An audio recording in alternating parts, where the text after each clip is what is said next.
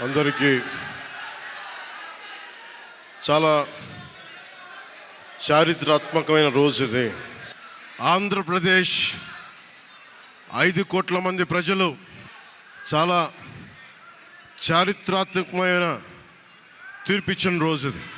ఏ మాటకైతే మనం కట్టుబడి ఉన్నామో ఆంధ్రప్రదేశ్ ప్రజలకి జవాబుదారీతనంతో ఉన్న ప్రభుత్వం స్థాపిస్తాం.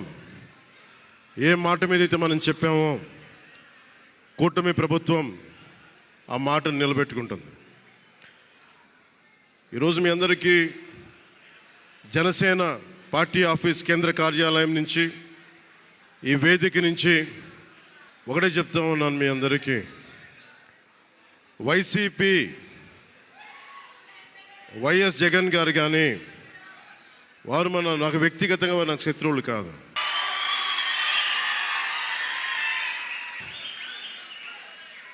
ఓడిపోయారు కదా అని చెప్పి వారిని ఇబ్బంది పెట్టడానికో హింసించడానికో ఈ విజయం కాదు.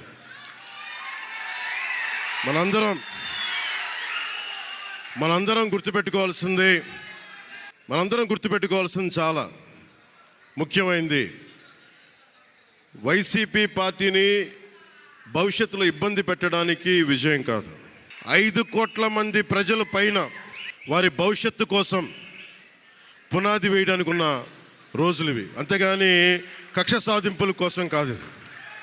మనందరం ముఖ్యంగా జనసేన పార్టీ నాయకులు కానీ, జనసేన మద్దతుదారులు కానీ, జనసేన వీర మహిళలు కానీ, జనసేన నాయకులు కానీ గుర్తుపెట్టుకోవాల్సింది, ఇది కక్ష సాధింపు సమయాలు కాదు. 5 కోట్ల మంది ప్రజల కోసం పనిచేసే సమయం ఇది. 5 కోట్ల మంది పైచిలకు ఆంధ్రప్రదేశ్ విభజన జరిగినప్పటి నుంచి ఈ రోజు దాకా మనం నలుగుతూనే ఉన్నాం. ఆ రోజులు అయిపోయినాయి, ఆ చీకటి రోజులు అయిపోయినాయి. ప్రతి ఒక్కరం బాధ్యతతోటి భవిష్యత్తు తరాల కోసం బాధ్యతని భుజాల మీద వేసుకొని చాలా బాధ్యతాయుతంగా జవాబుదారీతనంతో కూడిన రాజకీయ ప్రభుత్వం, రాజకీయ మనకి ఆలోచన విధానం ఉంటుంది. నేను ఆలోచిస్తూ ఉన్నాను, ఏం మాట్లాడాలి ఈ రోజున అనుకుంటా ఉన్నాను. నా జీవితంలో ఎప్పటిదాకా విజయం తెలియదు నాకు.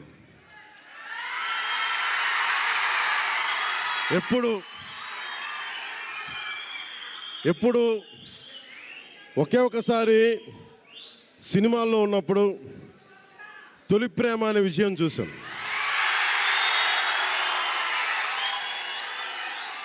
ఆ తర్వాత నాకెవ్వరు నేను విజయం సాధించానని కానీ, డబ్బులు వచ్చినాయని కానీ ఏ ఒక్క సినిమా విజయం చెప్పలే నాకు. నా జీవితం అంతా ఎప్పుడు కూడా దెబ్బలు తింటానో, మాటలు పడతానో, తిట్టించుకుంటానో, నేను ఎంత ఎదిగా నాకే తెలియదు. మీ గుండెల్లో ఈ రోజు నన్ను తీసుకొచ్చి 21కి 21 గెలిచే వరకు నాకే తెలియదు.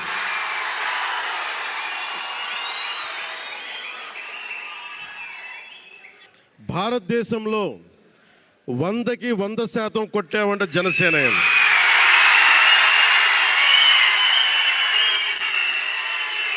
100కి 100. ఇది అంటే నేను ఎందుకు ఈ విజయం జనసేన లేదంటే మన జన సైనికులు, వీర మహిళలో జనసేన నాయకులది కాదు, కేవలం వారిదే కాదు, 5 కోట్ల మంది ప్రజల ఆకాంక్షదే. మార్పు కావాలి, పాలన మారాలి. ఇవన్నీ చాలా మంది, కోట్లాది మంది ప్రజల ఆకాంక్ష. ఈరోజు ప్రజలు ఇచ్చిన తీర్పు ఇది. మనందరికీ చాలా జాగ్రత్తగా ఉండాల్సిన సమయం ఇది. కక్ష సాధింపుల సమయం కాదు ఇది. ఆంధ్రప్రదేశ్ భవిష్యత్తుకి పునాది, బలమైన పునాది వేసే సమయం అది. అన్నం పెట్టే రైతుకి అండగా ఉండే సమయం ఇది. రక్షణ లేని ఆడబిడ్డలకి రక్షణ కల్పించే సమయం ఇది. ఆడబిడ్డల్ని, మహిళల్ని వారి కాళ్ళ మీద వాళ్ళు నిలబడగలిగేలా చేసే సమయం ఇది.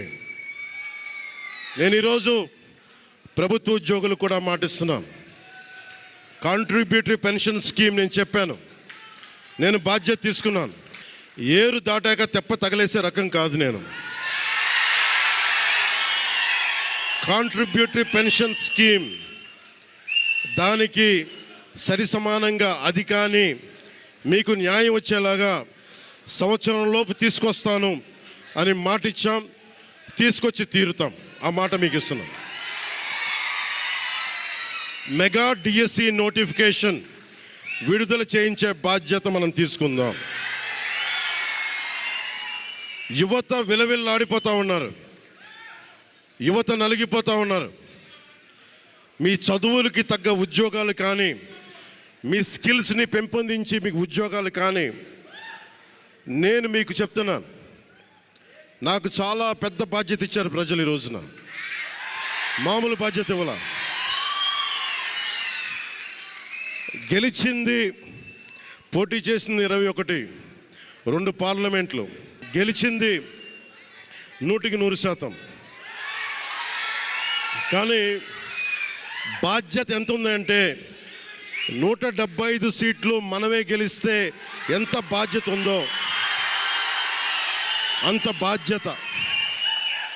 బాధ్యతతో మేము పనిచేస్తాం. యువత నలిగిపోయి నేను మర్చిపోలేదు. ఆడబిడ్డలు ఇబ్బంది పడిపోయారు, మేము మర్చిపోలే. సగటు మధ్యతరగతి మనుషులు నలిగిపోయారు. రోడ్లు వెయ్యలా, గుంతలు వేశారు, అరాచకం చేశారు. అవన్నీ శాంతి భద్రతలు చాలా చాలా బలంగా ఉంటాయి, మీకు నేను మాటిస్తున్నాను. అతి తక్కువ వ్యవస్థల్లో రాజకీయ ప్రమేయం చాలా తక్కువ ఉండేలాగా అధికారులని వారి పని చేసుకునేలాగా ఈ ప్రభుత్వం ఉంటుంది, కూటమి ప్రభుత్వం ఉంటుంది. రైతుకి కష్టం వస్తే హక్కును చేర్చుకునే ప్రభుత్వం తప్ప తిరస్కారంగా చిన్న చూపు చేసే ప్రభుత్వం అవ్వదు మనకి ఈ కూటమి ప్రభుత్వం. నాకు రాజకీయాలు డబ్బు అవసరం లేదు. నేను మీకు మళ్ళీ చెప్తున్నాను, మీకు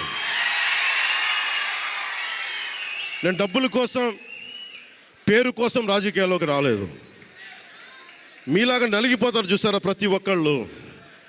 సగటు మనిషి మాకు ఎవడు ఉండడేంటి, మా కులం లేదు, మతం లేదు, నా కష్టాన్ని ఎవరు చూడరేంటని ప్రతి ఊర్లో ఉండే ఒక సగటు మనిషి అనుకుంటాడు.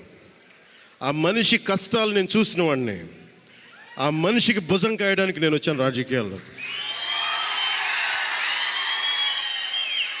2019లో ఓడిపోతే నా మానసిక స్థితి ఎలా ఉందో ఆ రోజున, ఈరోజు గెలిచినప్పుడు కూడా నా మానసిక స్థితి అలాగే ఉంది. అంతే ధైర్యంతో ఉన్నా. గెలుపు నాకు బాధ్యత ఇచ్చింది కానీ అహంకారం ఇవ్వలేదు, రాదు. ఇంకా భయం వేసింది. అందరూ నాకు శుభాకాంక్షలు తెలియజేస్తూ ఉంటే నాకు భయం వేసింది. ఎందుకంటే ఇల్లు అలకగానే పండగ కాదు ఇది. ఇల్లు అలకగానే పండగ కాదు, చాలా చాలా బాధ్యత కూడుకున్నది. భీమవరం, గాజువాక 2 చోట్ల ఓడిపోయినప్పుడు ఈ రోజున ఇంతమంది ఉన్నారు. ఈ రోజున ఆ రోజున నా పక్కన నన్ను నమ్ముకున్న కొద్దిమంది తప్ప, కానీ నాకు ఒకటే అనిపించింది, నేను పరాజయం చూసి భయపడను, ఓటమి చూసి భయపడను. ఓటమి నాకు బలం ఇస్తుంది, ఓటమి నాకు ఉత్సాహం ఇస్తుంది అనుకున్నాను. దేనికి అంటే నేను ఒకటే నమ్మాను.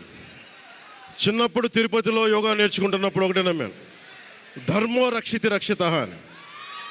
నువ్వు ధర్మాన్ని నమ్మితే ధర్మం రక్షిస్తుంది అని. ఎప్పుడో ఒక 30 సంవత్సరాలు ఇంకా ముందే 18-19 ఏళ్ళప్పుడు చదివితే ఈ రోజున ధర్మం కోసం నిలబడ్డాం. ధర్మం కోసం నిలబడితే ధర్మం ఈరోజు మనంటే నిలబడింది.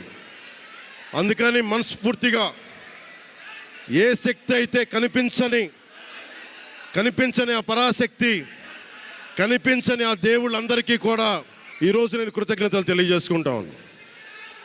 మనస్ఫూర్తిగా మీ అందరికీ పిఠాపురం ప్రజలందరికీ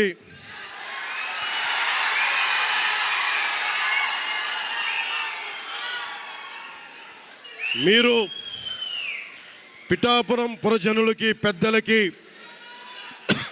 ఆడపడుచులకి, అక్క చెల్లెలకి, యువతులకి, కథం తొక్కిన యువతకి, కథం తొక్కిన జన సైనికులకి, జనసేన నాయకులకి, తెలుగుదేశం నాయకులకి, తెలుగుదేశం శ్రేణులకి, తెలుగుదేశం నాయకులు వర్మ గారికి, వారందరికీ కూడా నా ప్రత్యేక కృతజ్ఞతలు తెలియజేసుకుంటా ఉన్నాను. మీరు పిఠాపురంలో పవన్ కళ్యాణ్ గెలిపించలేదు.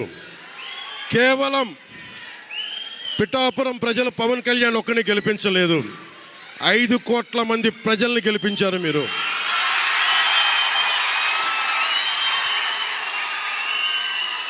ఓడిపోతే ఇంత బలంగా నిలబడ్డవాడిని.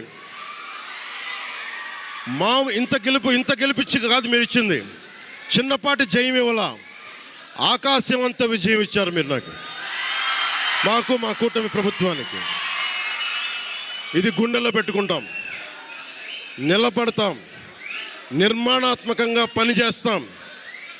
మీ కష్టాలలో మీ ఇంట్లో ఒకటిలాగా నేను ఉంటాను, మీ అందరికీ మాటిస్తున్నాను.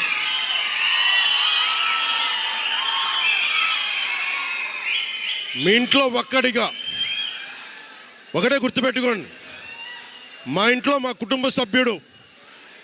నాకు కులాలకి, మతాలకి, ప్రాంతాలకి అతీతంగా ప్రతి ఒక్కరు ఆలోచించాల్సింది, మా ఇంట్లో కుటుంబ సభ్యుడు పవన్ కళ్యాణ్. మా వాడు అసెంబ్లీలో అడుగు పెడుతున్నాడు, మా కష్టాల కోసం మాట్లాడతాడు, మా కష్టాల కోసం నిలబడతాడు. అది చేసి చూపిస్తాను. ప్రభుత్వం ఎలా ఉండాలి, అధికార యంత్రాంగం ఎలా ఉండాలి, రాబోయే రోజుల్లో మీకు అందరికీ చేసి చూపిస్తాం. మళ్ళీ ఒక 10 నిమిషాల తర్వాత మళ్ళీ వచ్చి మాట్లాడతాను. చంద్రబాబు గారు వచ్చారు, వారిని కలిసి మళ్ళీ వచ్చి మేము ఇద్దరం మాట్లాడతాం.